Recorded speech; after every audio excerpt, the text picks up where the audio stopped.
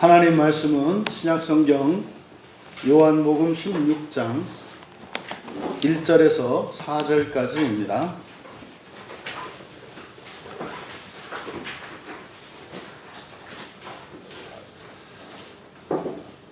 찾으신 분들은 한 목소리로 함께 읽겠습니다. 내가 이것을 너희에게 이름은 너희로 실족하지 않게 하려 함이니 사람들이 너희를 출교할 뿐 아니라 때가 이르면 무릇 너희를 죽이는 자가 생각하기를 이것이 하나님을 섬기는 일이라 하리라. 그들이 이런 일을 할 것은 아버지와 나를 알지 못함이라. 오직 너희에게 이 말을 한 것은 너희로 그 때를 당하면 내가 너희에게 말한 이것을 기억나게 하려 함이요 처음부터 이 말을 하지 아니한 것은 내가 너희와 함께 있었음이라. 아멘. 잠시 기도합니다. 진리의 영이신 성령님, 주께서 제자들을 통하여 저희들에게 주신 이 말씀을 들고 하나님 앞에 섰사오니 성령께서 이 말씀에 담겨있는 참된 진리를 밝히 드러내게 하시고 깨닫게 하셔서 이 말씀으로 더욱 살아나는 은혜의 시간이 되게 하옵소서. 감사하며 예수님의 이름으로 기도하옵나이다.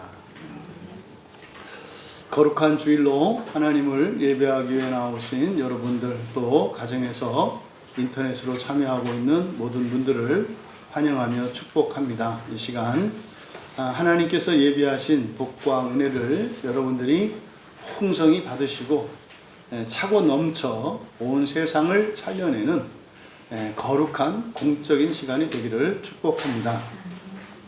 예수님의 경고라는 제목으로 말씀의 은혜를 나누고자 합니다. 장은 바뀌었습니다만 이제 내용은 계속되어진다는 사실을 여러분들이 염두에 두시기를 바랍니다. 근데 이제 16장으로 이제 문단 나누기가 되어 있는데 왜 16장을 이렇게 문단 나누기를 했을까? 이제 보면 이제 의도가 이제 보이는데 16장 전체가 특별한 문장 구조를 가지고 있습니다. 그래서 1절에 내가 이것을 너희에게 이름은 이렇게 되어 있습니다. 그리고 맨 끝에 33절에 가 보셔도 내가 너희에게 이르는 것은, 우리말로는 약간 이제 뭐 번역상의 차이가 있습니다만 헬라어로는 똑같은 본문입니다. 그래서 이 16장의 시작과 끝이 같은 말로 반복되고 있어요. 그러니까 이거를 보통 이제 뭐 수미상관 구조다 이렇게 얘기해요. 무슨 말이냐면 처음과 끝이 내용이 같거나 같은 말을 사용해서 마치 이거를 하나의 보따리로 꾸미는 것 같은, 보따리로 만드는 것 같은 이런 이게 이제 문학 기법입니다. 글쓰기에서. 그래서 이거를 이제 수미상관 구조. 그러니까 이거는 특별히 16장에 있는 전체 내용을 하나로 이렇게 한 단위로 만들려고 의도적으로 이렇게 하는 거예요. 이거를 이제 수미상관 구조라고 하는데, 또 16장 전체에서 1절에서 4절까지를 또 한 문단으로 이렇게 나눌 수 있거든요. 그럼 1절에서 4절도 마찬가지로 또 수미상관 구조로 되어 있어요. 그래서 4절을 보시면 오직 너희에게 이 말을 한 것은 이렇게 되어 있습니다. 그래서 이 말을 한 것, 너희에게 이것을 말한 것, 이것이 지금 이 요한복음 16장에서 가장 핵심이 되는 겁니다. 이게 이제 마치 짐을 싼 보자기 같은 거예요. 그래서 지금 이 16장에서 말씀하고자 하는 그 내용은 안에 들어가 있거든요. 근데 이 전체가 이렇게 하나로 묶여 있는 겁니다. 그러면 여기서 예수님께서 내가 이것을 너희에게 말했다라고 하는 이게 이제 완료 시제로 쓰이고 있거든요. 그러니까 이전에 말한 겁니다. 그러면 여기서 예수님께서 말씀하셨다는 이것이 뭘까? 이거는 요한복음 13장에서부터 지금 전체가 무엇에 대한 이야기예요? 새 계명에 대한 얘기라고요.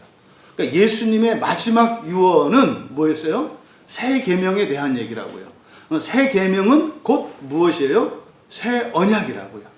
그러니까 예수님이 지상의 공생애를 마치시기 전에 자신의 모든 사명, 사실은 예수님께서 사시면서 가르치시고 모범을 보이시고 하셨던 이 모든 것이 새 계명을 지키기 위한 것이었고, 근데 그것은 예수님만을 위한 것이 아니라 바로 예수님께서 이 땅에 오셔서 구원하시려는 모든 사람들을 위한 모범이었고, 그 새 계명을 지킴으로써 새 언약에 참여할 것을 예수님의 지상 사역의 마지막으로 결론 내고 있는 장면입니다. 그러면 그 안에 있는 16장 전체 안에 있는 내용들은 이제 무엇인가? 그러니까요, 이것을 말하셨다라고 했을 때 이것이 이제 새 계명을 말하는 것이고, 또 그것을 통해서 새 언약 안에 있으라는 가르침인데, 이제 그 안에 있는 내용들은 뭐겠습니까? 그 말씀하신 내용과 관련이 있는 것들일 거예요. 그래서 전체를 이렇게 문단 나누기를 해보면, 지금 1절에서 4절, 오늘 살펴볼 1절에서 4절의 이 내용은 바로 핍박, 박해에 대한 예고와 함께, 그런 박해가 있고 핍박이 있으면 걸려 넘어질 수 있다는 것을 경고하세요. 그럼 여기서 말씀하는 게 뭐예요? 걸려 넘어진다는 게 새 계명을 버리는 거예요. 새 언약을 포기하는 거예요. 그러니까 지금 이것을 말씀하는 겁니다. 또 5절에서 15절까지는 그러니까요, 이러한 박해라고 하는 시험이 왔을 때 제자들이 새 계명을 버리고 새 언약에서 떠날 수 있다는 거잖아요. 그러면 그에 대한 보장이죠. 그래서 바로 5절에서 15절은 돕기 위해서 오실 보혜사 성령에 대해 말씀합니다. 그래서 성령 하나님께서 너희들을 인도하실 거다.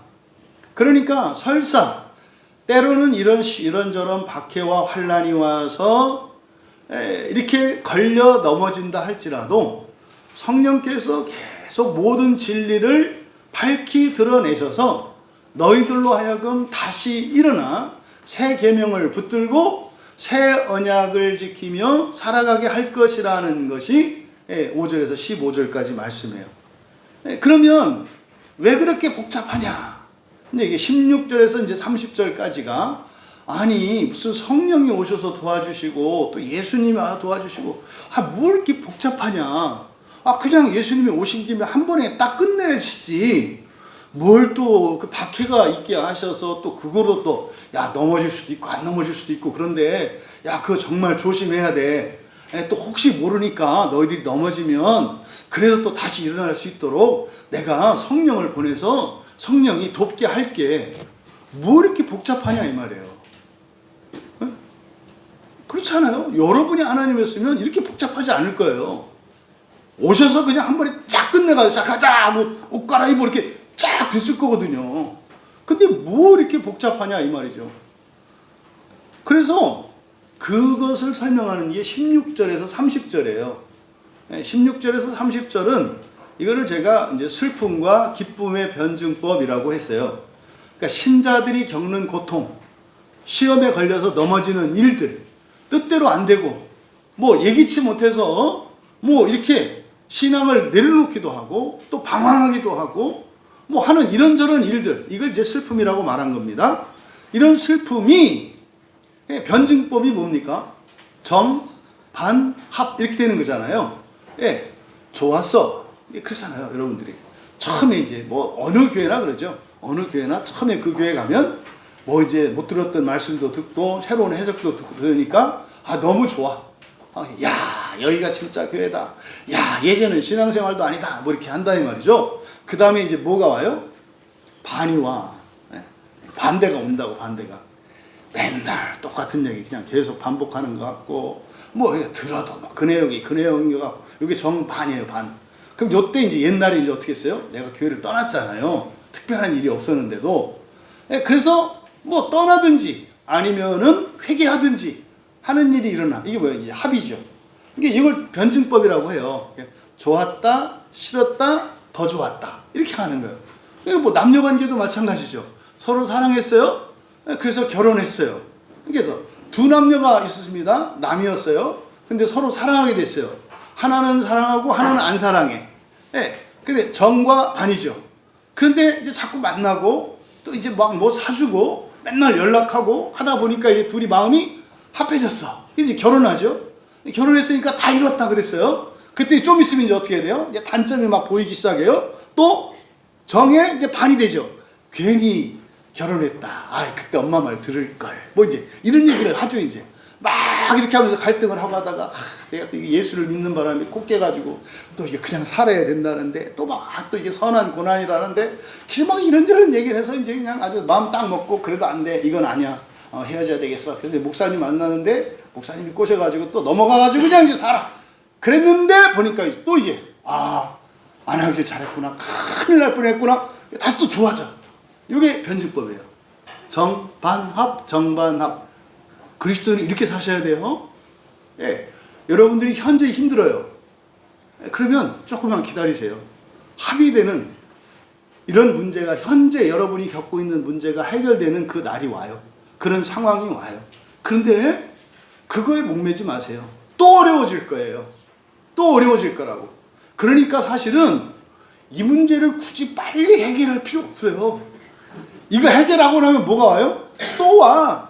그 고도가 높아. 이렇게 점점점. 그러니까 또 안 갈 것도 아니지만 왜? 너무 힘드니까. 그래서 이 정반합이라고 하는 이 변증법이 뭐 해겔이 만들고 뭐 포에르바하가 만들고 그게 아니라 성경에 있는 성화의 삶을 요거를 사회 원리로 만들어낸 거예요. 철학과 이런 사상 원리로 만들어낸 거. 그러니까 지금 여기 왜 그렇게 신자들에게 고난이 있고 이렇게 슬픔이 있고 이것은 사실은 무엇을 위한 거라는 거예요? 더 큰 기쁨을 위한 거라는 거예요. 더 큰 기쁨을. 여러분들이 땀 흘리고 수고하면 분명히 그 열매가 있죠. 다 아시잖아요. 이것을 슬픔과 기쁨의 변증법이라고 했다고요. 사실 이거는 굉장히 모순적인 거예요. 슬픔과 기쁨이라는 것은. 근데 여러분, 어둠과 빛도 모순 아니에요? 정반대 아니에요? 근데요, 어둠에서 빛이 생겨요. 근데 빛이 또 어둠이 돼요. 그 어둠은 더 큰 밝은 빛으로 가요. 이게 계속해서 이런 변증법적 구조로 갑니다. 이거는 여러분들이 부활하고 하나님 나라에 들어가서도 마찬가지예요. 지난주 저 개인적으로 이렇게 특별히 영적이고 성경 말씀에 대한 큰 깨달음이 있었던 것이 사랑을 알게 된 것이에요. 토요일 날 우리 청년들하고 설교 나눔을 하다가 청년들이 이제 그 질문하고 이렇게 하던 중에 아주 큰 깨달음을 얻었어요. 큰 깨달음을. 사랑하고 사랑받는다는 게 뭔지. 보니까 우리가 정반대로 생각하고 있었더라고요. 사랑하고 사랑받는 것은 잘 해주는 거라고 생각을 했거든요. 잘 해주는 게 생각하는 게 사랑이라고 생각했는데 그건 사랑이라기보다는 사랑의 부산물이고 그건 사랑이 없어도 할 수 있는 거더라.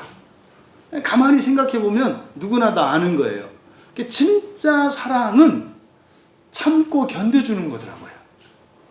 부족한 것을 나를 아프게 하는 것을 참고 견뎌주는 것이 사랑이에요. 그러니까 이 세상에 사랑하지 못할 사람은 아무도 없어요. 근데 사랑하고 싶은 사람은 별로 없어요.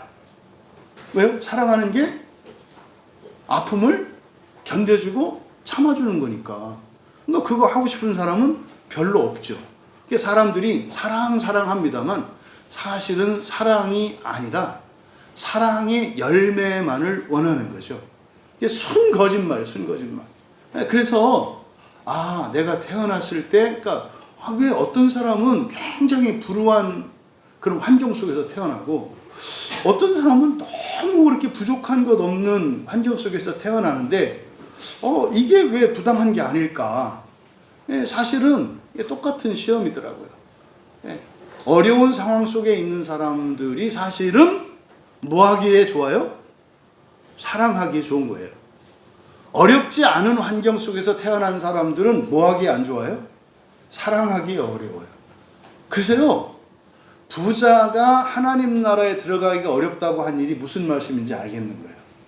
그러니까 내가 어려움을 겪을 필요가 없는데 일부러 어려움을 겪을 사람들은 많지 않다는 거예요. 그러니까 이런 거였구나. 그래서 하나님이 천지를 창조할 때 이 세상이 창조 세계가 그렇게 흑암과 혼돈 속에서 불완전한 상태에 있었던 게 뭐 때문이었다? 사랑하기 위해서였다는 것을 깨닫게 된 거예요. 이거 신학적으로 아직도 이게 해결이 되지 않은 문제예요. 왜 세상이 하나님이 창조할 때 보니까 흑암이 그리고 혼돈, 혼란, 무질서거든요. 왜 이렇게 허무하고 공허하고 뭐 이렇게 흑암이 깊고 무질서하고 뭐 이렇지? 그럼 이건 뭐야? 이거에 대한 답을 못 내렸거든요. 그래서 그거에 대한 이제 저는 그동안은 갭 이론이라는 게 있어요. 창세기 설교 들어보시면 이제 알아요. 이게 이제 선창조죠. 그 이전에 어떤 창조가 있었고 뭐 이제 그런 이론이 있는데 저도 이제 그걸 따랐었는데 이번 이제 요한복음 15장과 요한일서를 같이 말씀을 보면서 깨달았던 것이 원래 창조된 세상은 완전한 세상일 수 없었구나. 왜? 세상을 창조하신 목적이 사랑하시기 위한 것이기 때문에 하나님이 참고 견뎌야 되는 것이 세상이었던 거죠. 이거예요. 그러면요, 하나님이 계세요. 성부, 성자, 성령, 삼위일체 하나님이 계세요. 그럼 세 분은 속썩이는 분이 있겠어요, 없겠어요? 없어요. 그러니까 사랑할 수 있어요, 없어요? 없어요. 근데 하나님은 사랑이세요. 그러면 사랑하려면 뭐가 있어야 돼요? 속썩이는 존재가 있어야 돼요. 그래서 만들어진 게 뭐예요? 세상이에요. 그러니까 세상은 뭐 하기 위해서 태어났어요? 하나님 속썩이기 위해서. 그건 뭐야? 하나님 사랑할 수 있도록. 그런데요, 그 사랑의 감화를 받으면 이 세상이 어떻게 돼요? 하나님과 연합돼요. 완전한 사랑 속으로 들어가요. 그럼 이게 뭐예요? 새하늘과 새 땅이에요. 그럼 새하늘과 새 땅이 되면 또 속썩일 게 없네? 그러면 또 뭐가 있겠네. 이게 이제 그래서 과학자들이 이야기하는 뭐 다차원의 우주라든지 평행 우주론, 이게 이제 이해가 되는 거예요. 신앙적으로. 이런 거구나. 그러면 앞으로 어떻게 되는 거예요? 그 창조가 무한히 나가는데 계속해서 사랑과 빛이 무한대로 커가는, 그게 이제 앞으로 있는 거라는 것을 깨닫게 된 거죠. 그럼 보세요. 여러분이 지금까지 살면서 뭐 굉장히 힘들어하고 불행했던 이유 중에 하나가 대부분 여러분 주변에 있는 어떤 사람들의 인격이나 무엇 때문이었을까요? 그분들이 왜 그랬어요? 여러분이 사랑할 수 있도록. 한번 봐보세요. 당신은 사명자였군요. 이렇게 한번. 당신은 사명자였군요. 그래서 사실은 이게 그런 거죠. 두 남녀가 가정을 이루어서 이제는 더 이상 뭐예요? 부부가 딱 마음이 합해져. 그럼 이제 사랑하기 위해서는 누가 있어야 돼요? 자식이 있어야 돼. 그래서 자식은 왜 태어났어? 엄마 아빠가 사랑할 수 있도록. 그래서 못 참을 때까지 최선을 다해서 사랑하게 해. 그러니까 우리 애들이 어떻게 사는 거구나? 아주 사명을 따라서 한 거였구나. 이거를 이제 깨닫게 되는 거예요. 근데 이게 기뻐요? 아파요. 근데요, 기쁨이 오는 날이 있어요. 기쁨이 오는 날이 있어요. 그 아이가 어떻게 해요? 내 마음을 시원하게 하고, 나를 시원하게 하는 게 아니라 나를 훌쩍 능가하는 성장해야 되는 그날이 와요. 그때 지금까지 있었던 그 아픔과 이게 정말 그러긴 했는가 하는 때가 와요. 그건 우리 자매님들은, 아이를 낳은 분들은 그걸 경험할 것 같아요. 그렇게 하더라고요. 이렇게 아기를 낳고 막 처음에 이제 딱 낳고 나면 막 한 얘기가, 나 이제 둘째 절대 안 낳아. 둘째 낳잖아. 이제 몇 년 지나면 우리 또 사랑할까? 이게 사랑할까가 뭔지 알죠? 우리 이제는 좀 뭐 살만한데 조금 더 새로운 환경으로 견뎌볼까? 뭔지 이렇게 해서 또 낳는 기쁨이 크니까. 그것을 사실 이번에 깨닫게 되니까 성경을 보는 것도 그렇고 인간관계를 보는 것도 그렇고 주의사항, 내가 당신을 사랑할 수 있게 했소 이렇게 자랑할 게 아니라는 거. 그거는 뭐예요? 미안해야 한다는 거. 그래서 어때요? 서로가 서로의 허물을 견뎌주고 참아주고 믿어주고 기다려주는 게 사랑하는 거다. 이게 이제 사실은 지난 한 주, 아마 이거는 제가 평생에 제 인생을 훗날 돌아볼 때 아마 2025년에서 가장 이렇게 같이 있었던 그런 깨달음이 아니었을까, 그런 생각을 해요. 그러니까 지금 정말 이 요한복음과 요한서신을 함께 또 이렇게 보게 해주신 것도 전 하나님 은혜라고 생각을 해요. 그러니까 요한서신을 보면서 요한복음을 보니까 그 요한복음만 봤을 때는 발견할 수 없었던, 깨달을 수 없었던 것들을 깨닫게 되는 것 같아요. 자, 어쨌든 바로 16절에서 30절은 뭐다? 이 슬픔과 기쁨의 변증법. 그래서 그리스도인의 고통은 뭐라 그랬어요? 하나님의 구원이 일어난다고 말했잖아요. 이게 요한복음 16장에서 30절에 있는 말씀의 핵심이에요. 여러분들이 원인이 되었건 아니면 여러분의 잘못 없이 억울하게 고통을 겪었건 그리스도인이 겪는 모든 고통과 슬픔과 아픔은 세상을 살리고 구원하는 하나님의 은혜의 수단이 됩니다. 이게 16절에서 30절까지의 내용이에요. 그리고 이제 마지막 결국 31절에서 33절에서는 그때는 이제 실족을 예고해요. 여기서는 경고거든요. 실족할 수 있으니까 조심해라 이렇게 시작을 해요. 근데 마지막 끝에 가면 그냥 실족할 것이다 예요. 그러면 요한복음 16장만 가지고 얘기하면요, 요한복음 16장에 예수님이 앞으로 일어날 이들의 배교와 덫에 걸리는 일에 대해서 이제 막 가르쳐 주셨는데 제자들이 알아들었다 못 알아들었다? 못 알아들었다는 얘기예요. 그게 16장의 끝이에요. 그래서 그러함에도 불구하고 승리를 약속해요. 이게 뭐라고 그랬어요? 헤세드라고 했죠. 이게 헤세드라고 그랬죠. 너희들 이렇게 했는데도 못 알아듣니? 정말 귓등으로 듣니?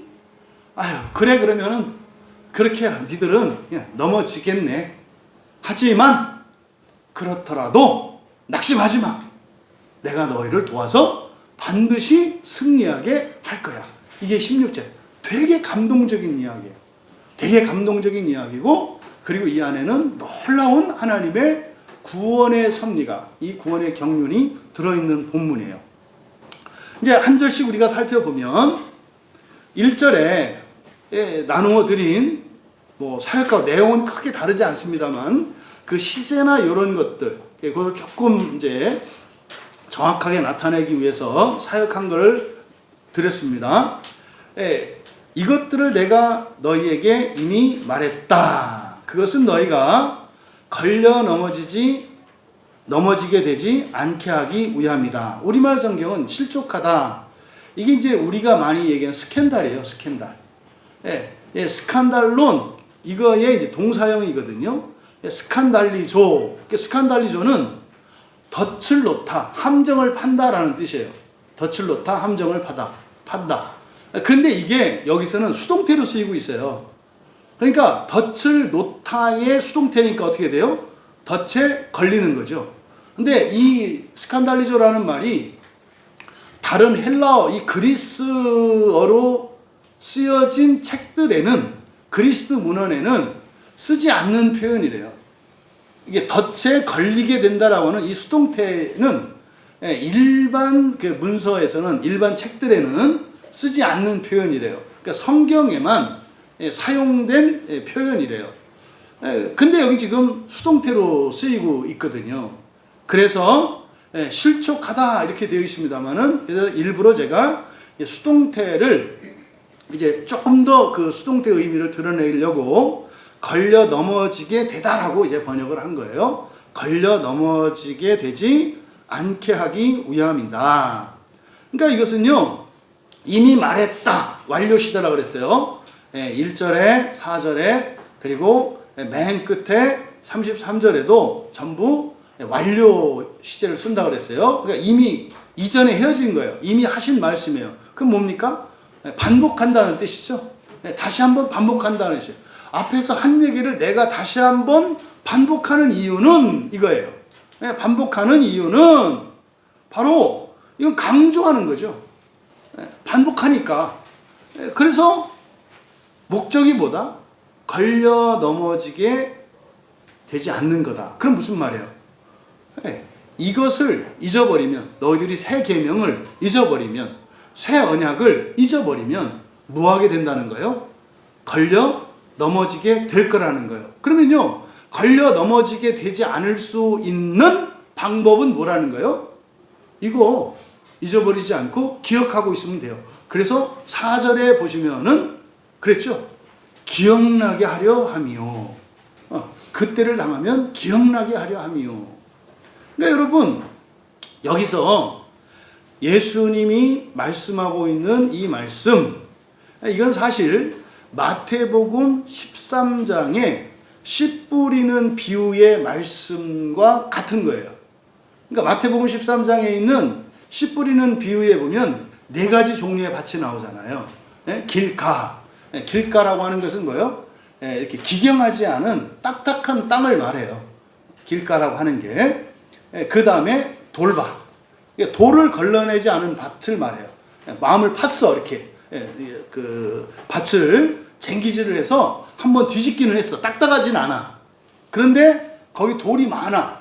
원래 농사를 지으려면 어떻게 돼요? 밭을 읽어내고 그 다음에 돌을 걸러내거든요.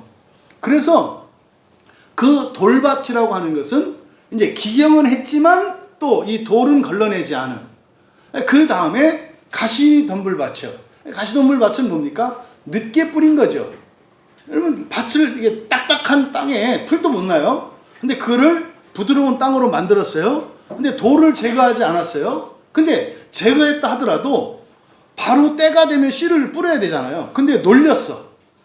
그 땅을 다 일궈놓고 돌짝도 치웠는데 놀렸어. 그러면 여러분, 거기서 곡식이 나려면 씨를 뿌려야 되잖아요. 근데 씨를 뿌리지 않고 놀리면은 어떤 일이 일어나요? 희한할 정도로 풀이 나요. 날라와가지고 기가 막힙니다. 맨 땅을 다 뒤집어 놓고 그냥 놀려놓으면은 아무것도 안 나죠, 처음에는. 근데요, 비 한 번 오고 비 몇 번 오고 바람 한 번 불면은 거기서 이제 잡초들이 이제 막 자라나기 시작합니다. 이게 이제 가시덤불 밭이에요.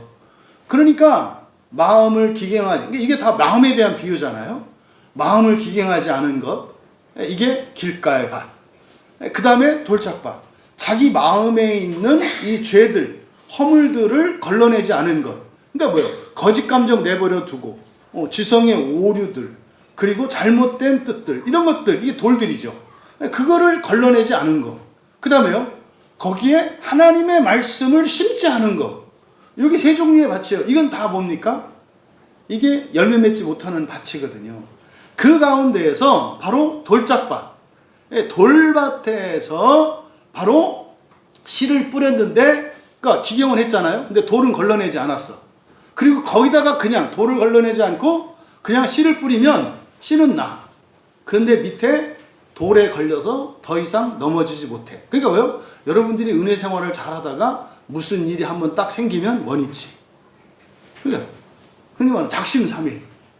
어떤 사람은 작심 3년 될 수도 있고 작심 3개월이 될 수도 있고. 그래서 했다가 또 원위치. 또 이제 막 헤매다가 또 와서 또 그렇게 하다가 맨날 뭐요? 기경하고 돌을 안 걸내고 이제 돌을 걸러내야 되는데 그거 안 하고 그냥 마음을 심어. 그러니까요, 나는 이대로 살면서 어떻게 하겠다, 안 된다니까요. 안 돼요. 그래서 지금 여기에 이 스칸달리조라고 하는 이 말씀에 바로 실족하게 된다라고 하는 이것이 마태복음 13장 20절 21절에서 바로 이 마태복음 13장 21절에서 그랬어요. 박해가 일어날 때 곧바로 넘어지는 자요.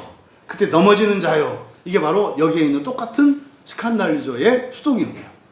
그러니까 박해, 그러니까 같은 말씀이죠. 지금 박해가 있을 거다. 그때 넘어지게 될 거다. 그래서 넘어지지 않게 내가 다시 반복하는 거야. 이 얘기를 지금 하시는 거예요. 그러면 예수님께서 다시 한번 이 말씀을 반복하신 것은 성경의 순서를 보세요. 사실은 이게 마태복음 이 박해와 관련해서 마태복음 5장 복음서의 맨 처음 시작이 마태복음이잖아요. 마태, 마가, 누가, 요한 이렇게 되는 거 아닙니까? 이 요한복음은 지금 맨 끝이에요. 성경 순서상으로도 끝이지만 성경을 볼 때 여러분은 어떻게 해라? 마태, 마가, 누가복음이 같은 내용이 나온다 그래서 하나의 사건을 이렇게 다른 관점에서만 봤다고 생각하지 마셔라. 뭐라? 그 마치 시간적으로 똑같은 사건이 반복해서 일어나는 것처럼 보셔라. 그래서 두 가지 의미로 다 보셔야 되는 거예요. 그랬을 때 바로 이 박해에 관한 문제가 예수님께서 산상수훈에서 할 때 마태복음 5장에서 그때 얘기를 하신다고요. 그때 걸려 넘어지지 않게 조심해라. 그래서 어떻게 해요? 눈이 걸려 넘어지게 하면 눈 빼라. 오른손이 걸려 넘어지게 하면 오른손 찍어 버려라. 그렇게 해서 차라리 한눈 없이 한 손 없이 지옥에 가지 않는 게 나아. 뭐 이거요. 그래서 걸려 넘어진다는 것은 사실은 무엇과 관련돼 있어요? 종말의 지옥과 관련돼 있다고요. 근데 이거를 예수님이 마지막 이 요한복음 16장에서는 그때 걸려 넘어진다는 게 무엇이라는 거예요? 새 계명을 버리는 거예요. 새 계명을 버리는 거예요. 새 계명을. 구약의 이스라엘이 10계명을 버려서 그렇게 돼요. 10계명을 버려서. 그래서 10계명을 버리고 나서 어떻게 돼요? 우상 섬기고요. 그다음 결국은요. 나라 빼앗기고 뭐 끔찍한 그 역사를 반복하잖아요. 이것을 지금 말씀하고 있는 거다. 그러니까 현재 제자들의 그 마음의 상태가 어떤 상태인 거예요? 돌밭의 상태인 거지. 돌밭의 상태인 거예요. 너희들의 지금 마음의 상태는 돌밭의 상태야. 그러니까 무슨 말이에요? 너희들 그 아직도 못 버리고 있어. 그 잘못된 생각, 그 거짓 감정들, 또 그런 근본 감정들도 사랑으로 승화시키지 못하고 있어서 너희도 내 제자가 아닌 다른 이들과 같이 여전히 누군가를 한번 딱 찍어놓고 미워하기 시작하면 계속 미워하고, 또 과거의 어떤 사건에서 느꼈던 수치심, 지금도 그거 못 벗어나가지고 그 열등감에서 헤매고 있어. 그러니까 제자들의 가장 큰 근본 감정은 수치심일 가능성이 많아요. 왜냐하면 뭐 제대로 배운 적이 없는 예수님의 사도들이 싸움의 대상이 사실은 누구예요? 대제사장 서기관 같은 사람들이거든요. 그러니까요, 학벌이 없어. 우리 오늘 말로 말하면 근본도 없고 뭣도 없어. 그런데요, 박사들하고 견조. 여러분 말이 될 것 같으세요? 구원 세미나 하는데 예수님 사도들이 와 있고 박사들이 딱 와 있어요. 말 자체가 안 돼요. 제자들은 어떻게 해요? 퍽하면 이래서 승질만 낸다고. 그거 아니라고. 그럼 말해보라고. 그러면 하여튼 그건 아니라고. 아니 말을 해보라니까. 그것도 이 사람들은 또 점잖잖아요. 그럼 이제 군중들은 누가 맞아요? 박사님들이 말이 맞다니까. 제자들 막 승질내고 막 나가 이제 또 막 아이씨 나 여기 아니야 이거는 뭐 이러고 이런 상황이거든요. 근데 예수님 뭐라는 거예요? 그 못돼 먹은 승질 버려야 된다는 거죠. 고쳐야 된다는 거예요. 네가 배웠냐 안 배웠냐 이게 중요한 게 아니라 그렇게 하면 안 되지. 그건 저 사람들의 그런 고매한 인품이나 이런 것도 따라 배워야지. 근데 니들은 그리스도인이면 그리스도의 사도들이라고 하는 그거 하나가 마치 모든 걸 다 끝낸 것 마냥 그러고 지내고 있다는 거죠. 그러니까 지금 제자들의 상태예요. 너희들 이렇게 하면 걸려 넘어지게 돼 있어. 그러니까 이거 고쳐 이렇게 지금 경고하시는 거잖아요. 그러면 여러분 실족하지 않게 하는 거예요. 근데 지금 고치지 않으면 2절이 보세요.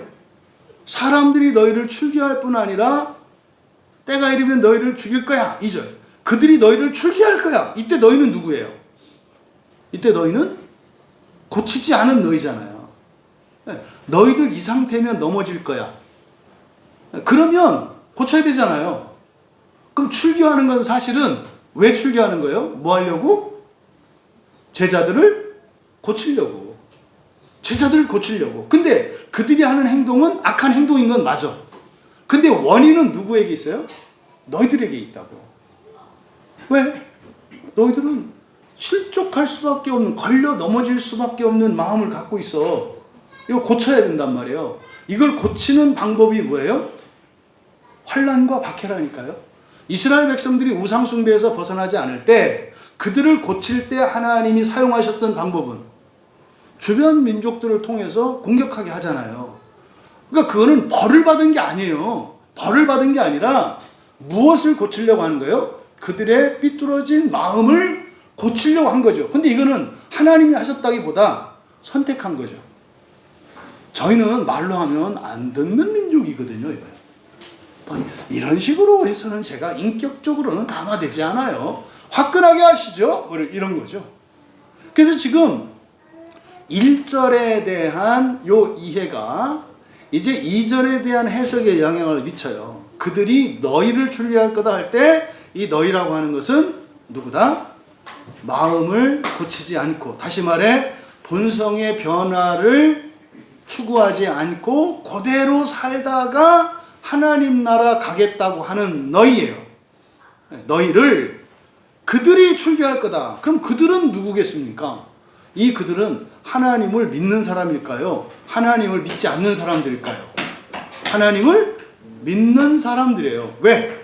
2절 끝에 가면 뭐라고 그랬어요? 2절 끝에 가니까 너희를 죽이려고 하는 모든 자는 하나님께 드리는 제사라고 생각할 것이다. 그러니까 이 사람들은 뭐 하는 거예요? 하나님께 제사 드리기 위해서 한다는 거예요. 그러니까요, 이 사람들은 하나님께 제사 드리기 위해서 하는 일이니까 잘하는 일이요? 잘못하는 일이요? 잘하는 일이요. 근데 보세요. 우리의 눈으로 출교하는 그들과 출교당하는 너희는 같은 형제일 수 있습니까? 예? 둘의 관계가 어떤 관계예요? 출교하는 그들과 출교당하는 너희는 어떤 관계냐고. 세상적으로 보면 원수 관계 아니에요. 근데 여기서 읽어내셔야 된다고. 그들이나 너희나 다 누구예요? 하나님의 자녀들이야. 그러니까 인간적으로는 그들은 못된 짓을 하는 거야. 근데 영적으로는 선한 일을 하는 거야. 왜? 안 고치려고 하는 그 버르장머리 없는 걸 고치려고 하니까. 이게 구약에서 잘 나타나는 표현이에요. 애굽이나 아수르나 바벨론이나 메대나, 그러면요, 하나님께서 이방 민족들을 이스라엘을 고치는 회초리로 쓰시거든요. 근데 그건 악한 거야. 왜?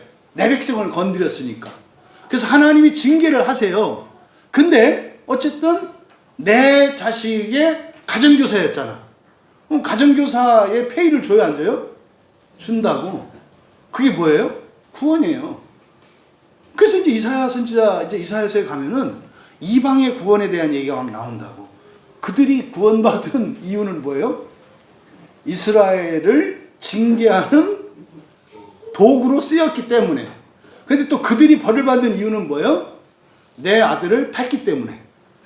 그래서 팬 건 팬 거고, 어쨌든 패서 우리 애가 버르장머리 고쳐진 것도 고쳐진 거야. 그래서 상은 상대로, 벌은 벌대로 주신다.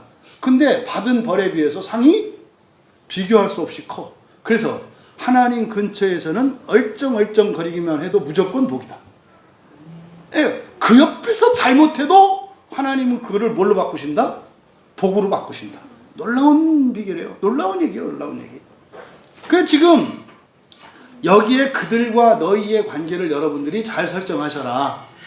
박해하는 자, 출교하는 자들이나 그리고 출교당하는 자들이나 똑같이 어디 안에 있다? 하나님의 구원 안에 있다라는 걸 잊지 마라. 제가 이건 사명이에요. 사명. 2000년 교회사에서 구원받은 사람이 있고 구원받지 못할 사람이 있다고 하는 천하의 거짓말, 이 못돼 처먹은 놈들의 이 사기, 이거는 성경과 완전히 반대되는 거예요. 그러니까 지금 1절과 2절 안에 그런 의미가 들어있어요. 그러면 여러분, 사도행전 14장 22절에서도 그렇게 얘기를 하거든요. 하나님 나라에 들어가려면 많은 환난을 겪어야 할 것이다. 그러니까 박해라고 하는 것은 다시 말해 하나님 나라에 들어가기를 원하는 사람은, 이거 무슨 말이냐면요, 사람이 하나님 나라 들어가기 위해서는 뭐가 있다? 어마어마한 고통이 있다 이 말이에요. 아니 여러분을 지금보다 10배나 뛰어난 사람으로 만든다고 칩시다. 그러면 어떻게 돼요? 거기에는 엄청난 노력과 인내와 수고가 있어야 되죠. 이게 뭡니까? 지금 뭐 전 세계에서 돈 제일 많이 받고 우리 청년들이 막 가고 싶어하는 뭐 회사, 구글이라는 회사잖아요. 구글. 뭐 우리나라는 뭐 네이버, 뭐 카카오, 뭐 이런데, 그렇죠? 요새 당근도 또 이제 하여튼 최고의 직장이라고 하더만요. 근데 거기에서 이제 그 인사 담당하는 우리나라 최고의 CEO가 이제 그런 얘기를 해요. 만약에 구글에 들어가고 싶은 사람이 있으면 어떻게 준비하면 될까요? 그랬더니 그분이 그런 얘기를 하더라고요. 구글 가려고 하지 마세요. 가려고 하는 사람이 구글에 들어가는 경우는 0.003%인가 뭐 이렇게밖에 안 된대요. 그러면 구글은 찾아오게 돼 있대요. 그래서 거기는 이게 정말 똑똑한 사람들이 뭐 한 2,500명 정도가, 우리나라에도 한 2,500명 정도가 사람 찾는 일을 한대요. 그래서 그 사람들은 그 구글이 가지고 있는 그 빅데이터를 가지고 사람을 찾아다니는 일을 하는 사람들이 한 2,500명 된대요. 그래서 그 사람이 올린 블로그나 사진 뭐 이런 거를 다 찾아가지고 자기들이 인재를 발굴한대요. 그게 구글의 강점이라고 얘기를 하더라고요. 그러면서 그 얘기를 하는 거예요. 이게 확률적으로 원서를 내는 사람, 지원한 사람이 들어가는 경우는 1%가 채 안 된대요. 대부분의 직원들은 회사가 찾아낸 사람이래요. 그럼 이제 어떻게 하는 게 좋습니까? 자기의 예를 얘기를 해요. 그래서 자기는 3년 뒤에 자기의 목표를 딱 설정한대요. 바라는 게 아니라 나는 반드시 그런 사람이 된대요. 그래서 나는 예를 들어서 뭐 미국에 있는 본사로 가고 싶다. 그러면 미국 본사에 3년 후에 내가 가 있는 거로 생각을 한대요. 그러면 한국에 있을 때 나의 스펙, 나의 경력이나 실력이나 이런 것과 미국에 있을 때는 더 높은 차원의 수준을 요구해요. 그러니까 영어도 우리나라에서, 우리나라 구글, 그러니까 한국 지사에서 들어간 사람들이 하는 영어 수준과 본사에 가서 근무할 사람들 영어 수준은 완전히 달라요. 그러면요, 3년 뒤에 내가 딱 들어가 있다고 생각을 하고, 그럼 거기에 들어가 있는 사람들의 기본적인 자격 요건을 쭉 나열하는 거예요. 그리고 3년 동안 어떻게 해요? 나를 그런 사람으로 만드는 거예요. 그러면 내가 이게 되려고 하는 게 아니라 3년 후에 나는 어떻게 해요? 돼 있다는 거예요. 왜? 그럼 회사가 알아서 찾으니까. 여러분, 저는 그러니까 일반 이게 전 세계에서 잘 된다는 기업도 성경 갖고 하는구나. 여러분들이 어떤 직업이나 환경을 원하거든요, 사람들은. 그게 절대 안 된다는 거죠. 맨날 지원서 넣고 해봐야 안 된다는 거예요. 그러니까 여러분, 본성이 바뀌는 게 중요하다는 거예요. 네, 뭐 이분들은 본성은 모르더라도 실력이 받고 자격 조건을 갖추면 어련히 알아서 데려간다는 거예요. 어련히 알아서. 그러니까 하나님 나라라고 하는 게 가고 싶다고, 나는 갈 거라고, 가기를 원한다고 간절히 기도해서 되는 게 아니라 그러니까 사람 나라에 살던 사람이 신들이 사는 신의 세계에 들어가려면 뭐가 돼야 돼요? 신이 돼야 된다고. 그러면 어쨌든 이 세상에 있는 어떤 기업에서 더 좋은 데로 가려고 해도 어마어마한 수고가 있다니까요. 그거 없이 더 잘 되는 건 없어요, 여러분. 근데 날도둑놈들이 많아요, 교회 안에. 그럼 또 그러지. 나는 뭐 기도하느라고 힘들었다고. 그것만 해갖고 안 된다니까. 다 해야 된다고, 다 바꿔야 된다고요. 그러니까 이걸 말하는 거예요. 그래서 환난이라고 하는 것. 하나님 나라에 들어가기 위해서는 많은 환난이 있어요. 정상 아니에요? 당연한 거 이렇게 해야 되는 거 아니에요? 근데요, 이런 거 읽으면 우리가 하나님 나라에 들어가면 많은 환난을 겪어야 할 것이다. 아, 사기당한 것 같아. 왜? 날로 먹는 줄 알았거든. 그냥 교회만 다니면 되는 줄 알았는데 무슨 뭐 환난이 이게 무슨 거짓말하는 것 같이 여겨진단 말이에요.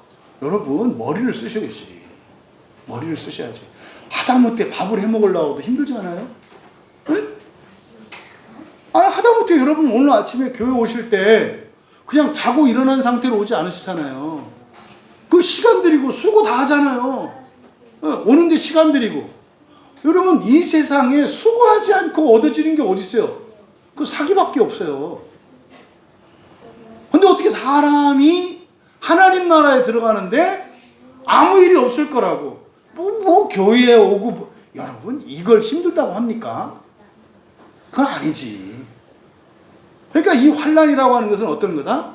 당연한 거다. 이거 바뀌셔야 돼요, 여러분.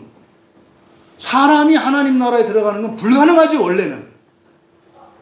어마어마한 박해, 환난을 겪어도 있을 수 없는 거라니까요. 그래서 많은 환난을 아무리 겪었다 할지라도 그걸 자랑할 수 없는 이유는 그것이 원인이 되지 않기 때문에 하나님의 은혜라고 말하는 거죠.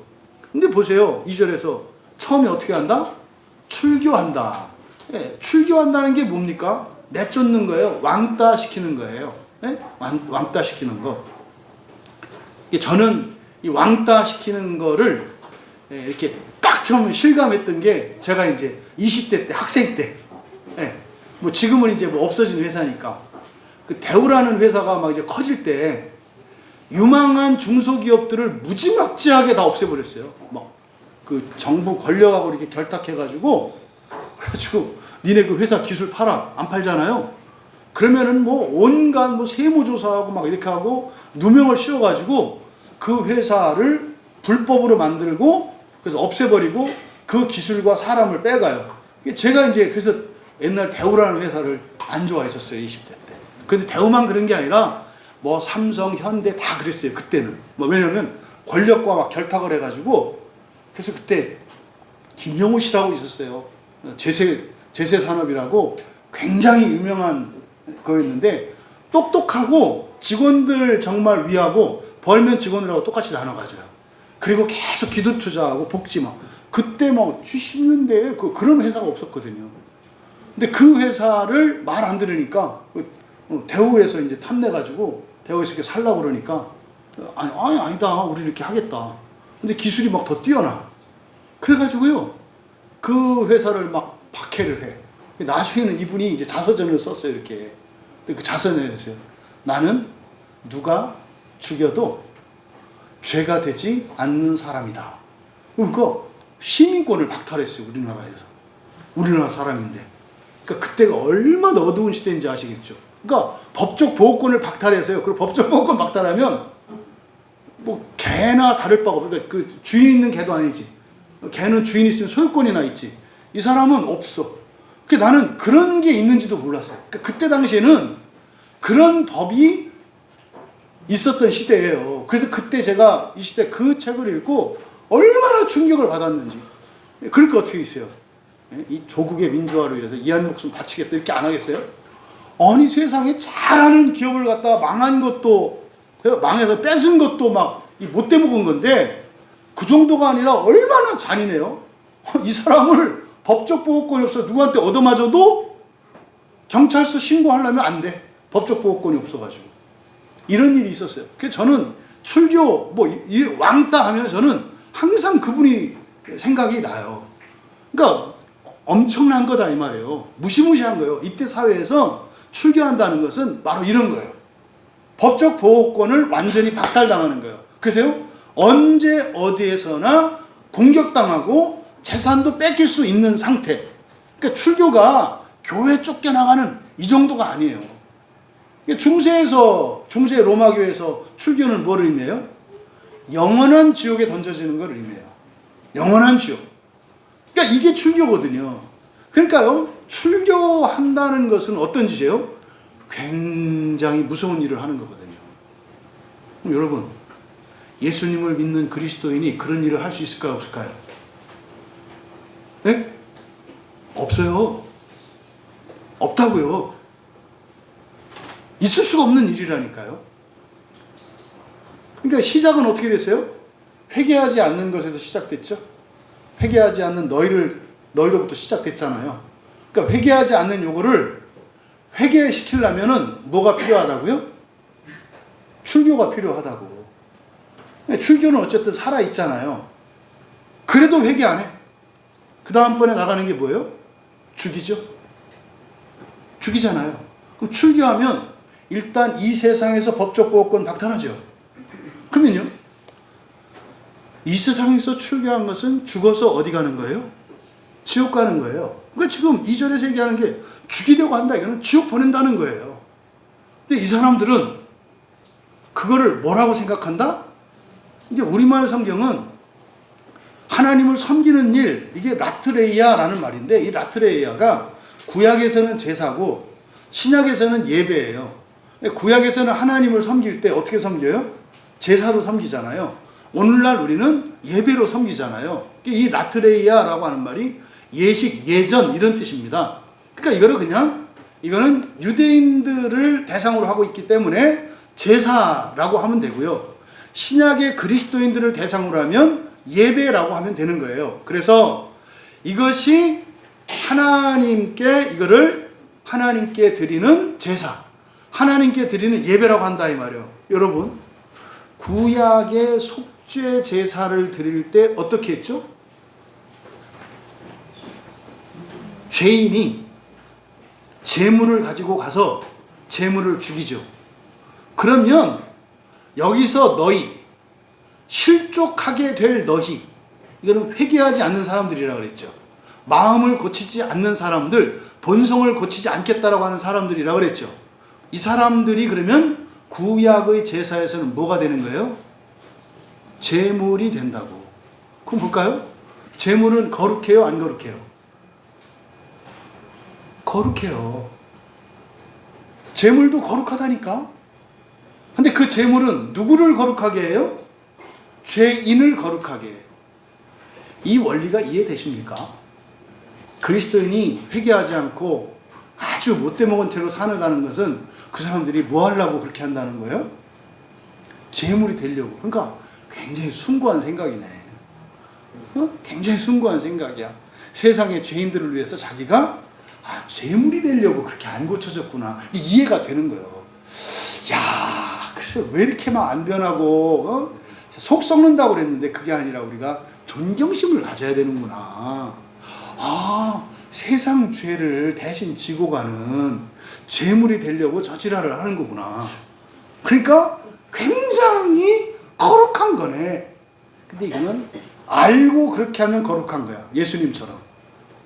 근데 사실은 얘가 흠없는 제물이어야 되는데 흠없는 제물이 아니야. 다리 쩔뚝발이야. 그런데 하나님은 그걸 갖다가 뭘로 쓰신다는 거예요?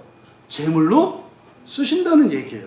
이게 지금 이 중의적인 의미들을 여러분들이 읽어내시고 어쨌든 설명해 드리는 게 여러분들이 믿어지고 이해될 수 있기를 바라요. 그러니까 못된 짓을 하는데, 이제 인간적으로 보면 못된 짓을 하는데 그 사람들은 그게 하나님을 위해서 잘하는 짓이라고 생각한다는 거예요. 이해되시죠? 그런데 우리가 성경적으로 생각하면 출교나 죽이는 일은 하나님의 자녀들로서는 절대로 하지 않는 일들이라니까요. 그러니까 이들은 하나님의 자녀로서는 절대로 할 수 없는 일을 하나님을 위한 일이라고 생각한다 이 말이에요. 그러니까 애들이 왜 부모님 말 안 들어요? 내가 옳으니까. 내가 옳아. 아무리 생각해도 내가 옳거든. 엄마 아빠는 틀렸어. 그러니까 내가 옳은 대로 하는 거다 이 말이에요. 요 얘기를 하는 거죠. 우리가 왜 안 고치고 왜 그렇게 살아갈까? 내가 옳아. 근데 옳기만 한 게 아니라 알면서도 안 하는 경우죠. 돌짝밭이니까. 왜요? 어쩔 수 없어 이런 거죠. 어쩔 수 없어. 그래서 내 죄를 내가 옹호하고 핑계대고 이러고 있다 이 말이에요. 그래서 결국 사실은 이 세상에 예수님의 이 말씀은 이 세상이 끝날 때까지 하나님을 믿는 사람들이 하나님을 믿는 사람들을 박해하는 일들이 계속 일어날 것이다.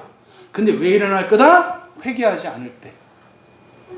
그러니까 교회 안에 이러한 악한 일들과 비상식적인 일들이 일어날 때는 그 일 이전에 뭐가 있었던 거예요?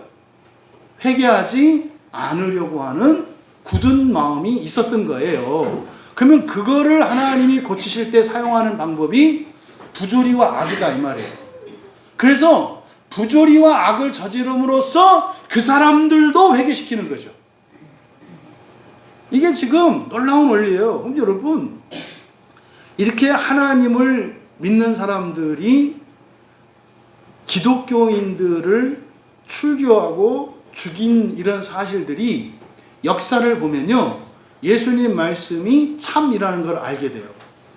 이게 이제 그 역사를 쭉 들여봤거든요, 제가. 그랬더니 단 한 세기도 이렇게 출교하고 박해하는 일들이 없던 세기가 없어요. 그러니까 계속해서 이 일들이 계속해서 있었어요. 그러면 사도행전 말씀에 따르면 왜 그러는 거예요? 우리가 하나님 나라에 들어가기 위해서 일어나는 일이야. 그런데 현실적으로는 그게 뭐 때문에 그래? 거짓과 오해 때문에. 그리고 사람이 회개하지 않으려고 하기 때문에 일어나는 일이야. 그러면 이건 운명적인 일은 아니에요. 운명적인 일은 아니라고. 그래서 실족하다라고 했던 이 스칸달리조라는 말을 수동태로 썼다고요. 그러니까요, 이런 일이 없을 수 있다 없다? 있다. 안 일어날 수 있다고요. 안 일어날 수 있다고요. 그런데요, 일어나게 된다고. 뭐 하면? 덫에 걸리면, 회개를 하지 않으면, 마음을 고치지 않으면 안 된다 이 말이에요. 그래서 그 초대교회 때부터 중세 근현대사를 보았을 때 이단 정죄한 것들 보면은요, 뭐 말도 안 되는 웃기는 일들이 많아요. 뭐 1세기에서 4세기까지, 그러니까 기독교가 합법적인 종교가 될 때까지는 끊임없이 로마 제국과 유대교의 박해가 있었죠. 유대교인들이 그리스도인들을 계속 박해했었다고요.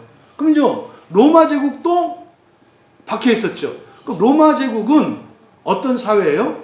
다신교예요, 다신교. 온갖 신들이 많았다고. 근데요, 유대교는 정반대예요. 유대교는 일신론이에요. 여호와 한 분만 있는, 그러니까 일신교를 가진 유대교나 다신교 사회였던 로마나 유일신 하나님을 믿는 기독교를 다 박해했다고. 이게 초대교회 때예요. 그러니까 이게 이제 로마 제국의 이제 공인을 받고 합법적인 종교가 되고 나니까 이제는 외부의 박해는 없어. 왜? 이게 이제 합법적이니까. 그러면 이제 어디서 박해가 있나요?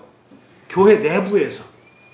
교회 내부에서 박해가 계속 일어나요. 이게 보통 이제 중세를 뭐 이제 사람마다 그 나누는 기준이 다릅니다만은 보통 뭐 5세기에서 뭐 한 15세기, 그러니까 종교개혁 있기 이전까지. 그럼 뭐 요때까지를 이제 중세라고 나눴을 때 그때도 교회 안에 계속해서 출교하고 죽이는 일들이 계속 일어나요. 계속. 교회 안에. 얼마나 웃기냐면 우리나라에 맨 처음 기독교가 들어왔을 것으로 예상되는 신라시대 때, 삼국시대. 그때가 이제 중국의 경교라는 게 있었어요. 그게 기독교거든요. 그 경교가 네스토리우스라고 하는 교부가 이단을 정죄받고 중국으로 피신 와가지고 중국에서 그거를 경교라고 불러요. 기독교거든요. 그래서 중국어 한자 생각해 보면은 하나님을 상제라 그래요. 옥황상제 있잖아요. 그래서 하나님을 상제라고 말을 해요. 경교에서.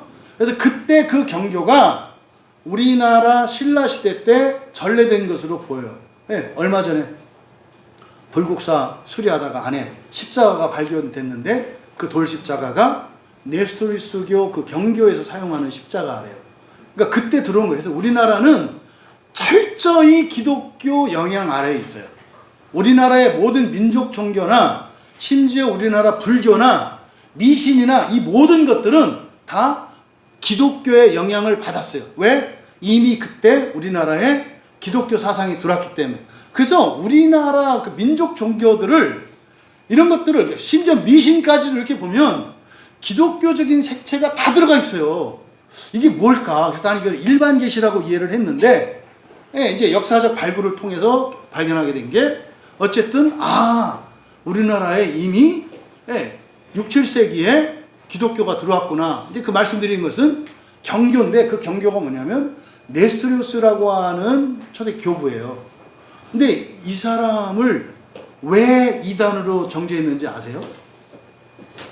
성경 중심의 신앙생활을 강조했기 때문에 그래요. 지금 우리한테는 생소하죠. 그때 당시에는 이 네스토리우스가 성경 중심, 그러니까 말하자면 우리 종교개혁자들에게는 오직 성경. 그래서 성경을 중심으로 해야 된다. 이게 네스토리우스의 그 신학의 핵심이었거든요. 어쨌든 그래서 그 사람이 이단으로 정죄가 되어, 또 심지어 오리겐이라고 하는 교부가 있어요. 아우구스티누스보다 뭐 한 200년 앞선 사람이고, 이 오리겐이라고 하는 사람은 최초로, 이 교부인데 최초로 성경 전체를 주석한 분이에요. 최초로. 그러니까 굉장히 성경적이고, 이분은 성경적으로 살려고 했던 분이에요. 이분은 스스로 거세를 했어요. 왜냐하면 이 정욕이 자꾸 드니까.